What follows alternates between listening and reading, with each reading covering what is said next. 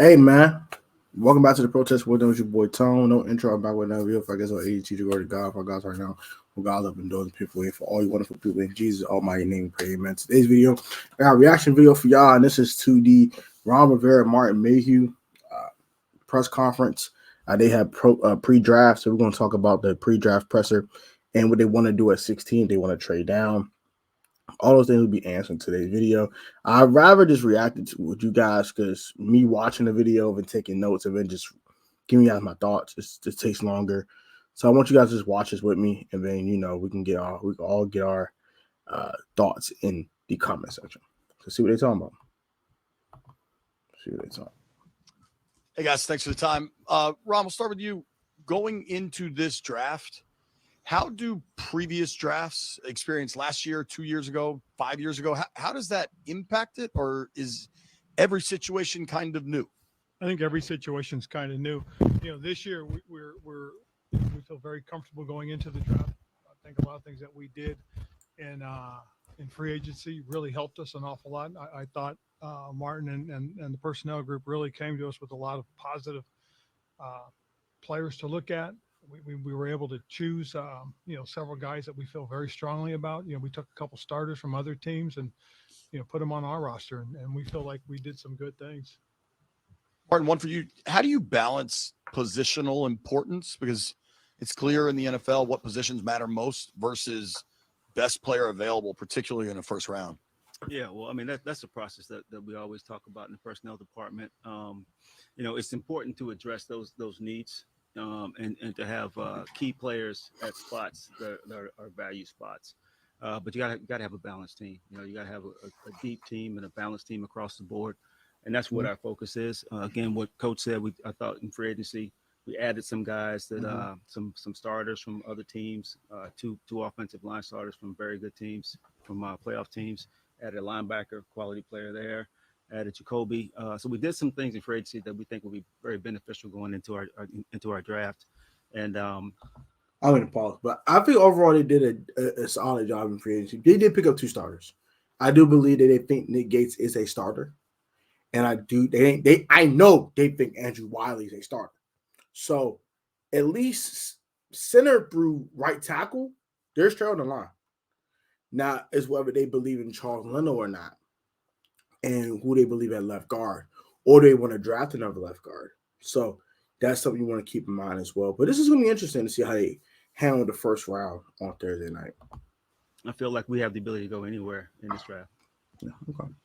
For both of you, with regards to, you mentioned the offensive line, you did obviously add a couple of pieces, including Andrew Wiley, who was a tackle last year, but he has played guard experience. With the way the board kind of looks like there could be some tackles there in the first round, would that preclude you from taking a tackle? Could you move him inside, or you view him as the right tackle and kind of moving forward? The great thing about Andrew and Nick and Trenton actually is their position flexibility and versatility. Trenton's played pretty much everywhere except center. Andrew's played guard and tackle, and then Nick has played center and guard. So we have the flexibility there to go anywhere in the draft, add somebody, and then put the pieces wherever the pieces line up. And a non-draft topic, but it connects with regards to Chase Young. Have you guys made a decision yet, whether you're going to tell us or not, about the fifth-year option? We'll wait till May 2nd. To make a decision or to announce something? Well, that's what we have. We have till May 2nd. Okay. So if today was May 2nd, we'd give you an answer. Okay. If today was May 2nd, I'll give you an answer. They're gonna pick up that option. I'm not worried in this sense. They're gonna pick up the 50 option. In regards to quarterback, you've talked a lot about how much you like Sam Howell and all that, and yet you've left it open in the first round for possibility, but also bringing Hendon Hooker in to look at him. What does that signal anything about Sam? Anything? What does that say, and why go through all that if Because you never know. I mean, situations, circumstances may dictate something else, but for the most part, we feel very comfortable going into this draft in terms of what our needs are. I think we put ourselves in good position because of success we had. We feel we had in free agency. As far as the quarterback position goes, we feel very comfortable with the guys we have. I mean, if you think about it, we have a young guy in Sam that, coming out at one point was rated very high. We were fortunate, we believe, to get him where we got him. We get Jacoby Brissett coming off of, arguably one of his better years as a player. And it's one of those things that's funny because typically a lot of times you get veteran quarterbacks, it's, they're coming off of tough times. So we feel good about what we did there as well. And we'll see what happens. And then when you look at the draft and what maybe statistically one of the best Jacoby Brissett years, but he was bringing as a starter. Miss me with that. But I completely agree. you guys may want high up versus how the draft stacks up, does it feel like it fits what you guys really need and are looking for? Again, free agency set us up for the draft, and we have the flexibility to go anywhere in the first round. And I think that's a credit to our pro department, to our coaching staff, who also evaluated a bunch of those players. I will say this. I'm not going to watch this entire 24-minute interview. I'm going to probably skim through it after this.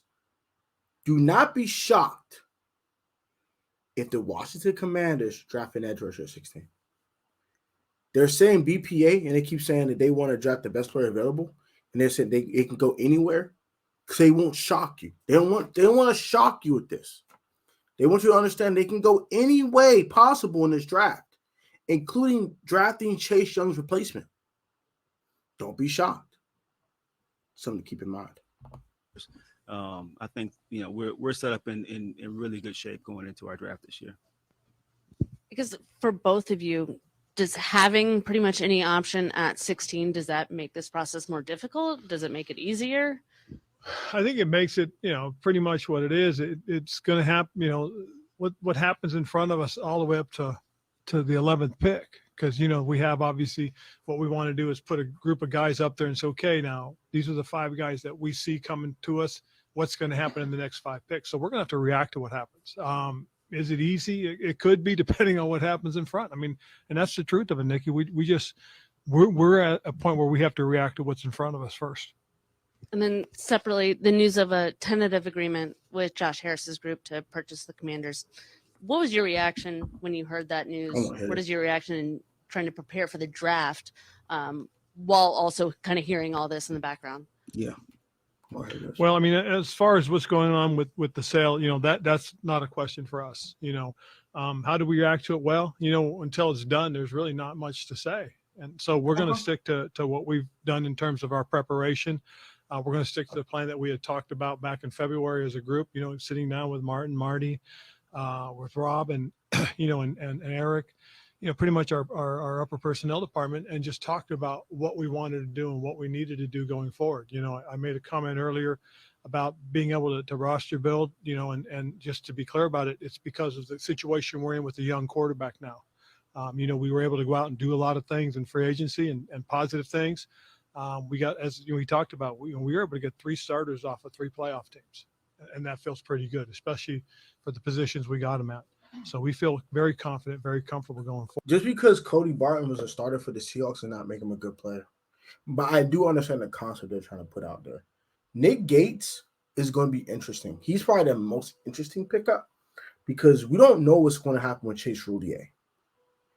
And I want to know what they want to do with Chase Roulier. So we're going to skim through now. Start skimming. I want to see what they're going to say here. Skip through right here. See what they're talking about right here. That you'll find out, and that's the tough part, because a little bit of this is projection. You're trying to project whether or not the guy will fit in what you do, offensively, defensively, or even special teams. That was one of the conversations we've been having in our meetings. Is will some of these guys fit when they have to play special teams as well? Just going back to the ownership thing real quickly, have you had a chance to talk to Josh Harris's group at all? No, we're going to leave that to to what's going on, but no.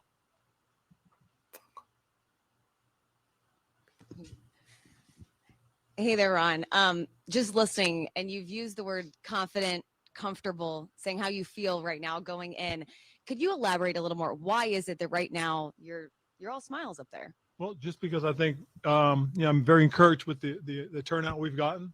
We've got a lot of guys that are here working, doing things they need to. They're doing it with a lot of enthusiasm, a lot of excitement.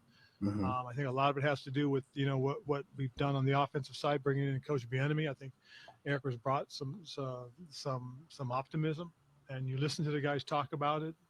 That's been exciting. It really has. So very encouraged by that.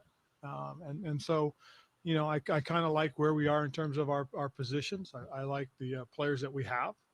Again, I'm just feeling positive about it. And I understand Ron Rivera feels positive about it, but right now the Washington Commanders had the worst roster in the NFC East. And it's only because we don't have enough blue chippers. I mean, we have a lot of solid talent. We have a lot of solid players, but we don't have enough blue chippers. And I think that's what they need to go ahead and try to go grab a pick 16, another blue chipper. But we'll see what happens. I'm very intrigued about it. I'm going to go ahead and keep skimming, like I said.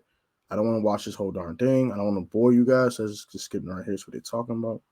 The process, and you drafted a player who makes your team better. Hey, Coach. So, I mean, we're still dealing with some players who've had the COVID eligibility with some of these guys playing as many as like 60 games. But the caveat to that is that they're obviously coming into the draft a little bit older than they normally would be. So what are some factors you consider when evaluating players who had that much experience but may have a little bit of a later start to their NFL careers than they normally would?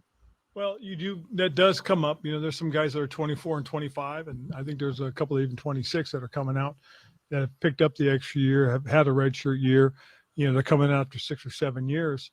But again, you're looking at guys a little bit more mature on the other hand. So there's some positives and negatives to it. Their game is developed. He's talking about Hendon Hooker. There's only one true 26-year-old that's worth talking about, and that's Hendon Hooker. He's talking Hendon Hooker. Interesting. They've been in several different systems. So those are things that you believe that will benefit them. But at the same time, you draft a guy like that and he may not have the 10-year career because he's already 25 or 26. Ron, what's it been like having Eric Bieniemy along for this draft process, and what's his voice been in the room so far? It's been very interesting, very energetic. I mean, the dude is constantly on the go. I love his responses to the readings. I love his comments. His insight is very good. We've all really pretty much have learned very quickly what he's looking for what we want to do offensively and how he sees players fitting. And that was one of the really good things that as I said, when I was going through the process of finding the new OC, that was one of the things that I really liked was listening to him talk about how our current players fit for what he wants to do. And that was a big plus. So now listening to it again, I get a little bit more of an education to understand, what he's looking for and what he's expecting out of guys. Hey, Rob, the uncertainty at the ownership level. I know that in the past you've talked about how relatively frequently you would talk with Dan. Has that been liberating, nerve-wracking? Has it impacted you maybe not having those conversations and not knowing what's coming next? Like, is it just a different approach to the draft? It's now a different approach, and that's probably the biggest thing more than anything else, is that, again, what we talked about more so as anything as a group of us. And that's, myself, Marty, Rob and Eric, we've talked about what our plan was, what we've been looking for since we finished the season in January. We got together, talked about, okay, this is our plan. This is what we wanted to do. We put together a 2023 projection and 2024 projection that we presented at one point, and we've stuck to that. That's pretty much what we've wanted to do. We got into a position in free agency, and as I said earlier, we were able to roster build off of a rookie contract. And because of that, we felt we were able to do the things we wanted to do. We signed 3 starters, guys that we feel very good about. We signed a quarterback to come in and help compete and at the same time help develop a quarterback for us. And then we signed some more good quality players that are going to continue to add to the depth of who we are as a football team. And we were able to sign some of our own. Let's don't forget we were able to take care of Daron Payne as well. So there was a lot of things that we were able to do. But again, a lot of it was because when the season was over, we got together, we did our evaluations. And then we mapped out what our 2023, 2024 projections are going forward. The biggest news in the league is the Jalen Hurts deal, both as a divisional opponent and as guys that manage the cap. What did you make of that contract? A lot of money. I mean, and it's hopefully it's a problem we have in 3 or 4 years with our quarterback. Speaking of the cap, you guys made some moves towards the salary cap earlier in the offseason. Looks like just looking at where you are now, maybe there has to be some more to come. How much of that is draft dependent? Depending on what you do in the draft may determine how you make other moves towards the cap. The cap is something that I think Rob does a great job projecting, giving us suggestions, and managing the cap. For us, it's a process. The entire personnel process is tied to the salary cap, and it has to be managed. And I think Rob's done a really good job managing it.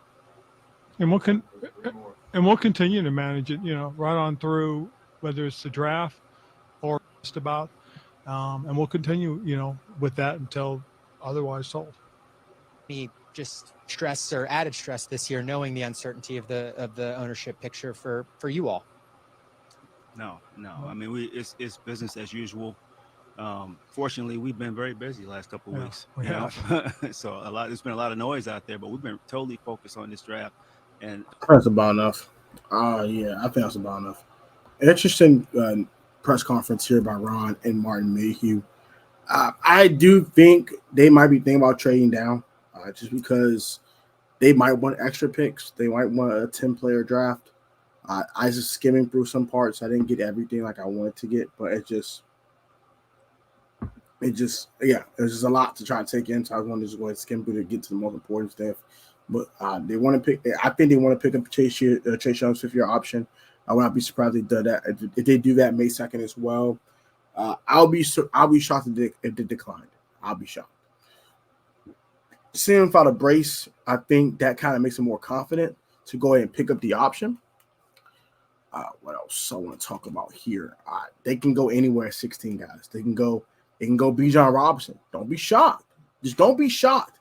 They have put themselves in position, like they said, to go anywhere at 16. Anywhere. They can draft Bijan Robinson. They can draft a tackle. They can draft an edge rusher.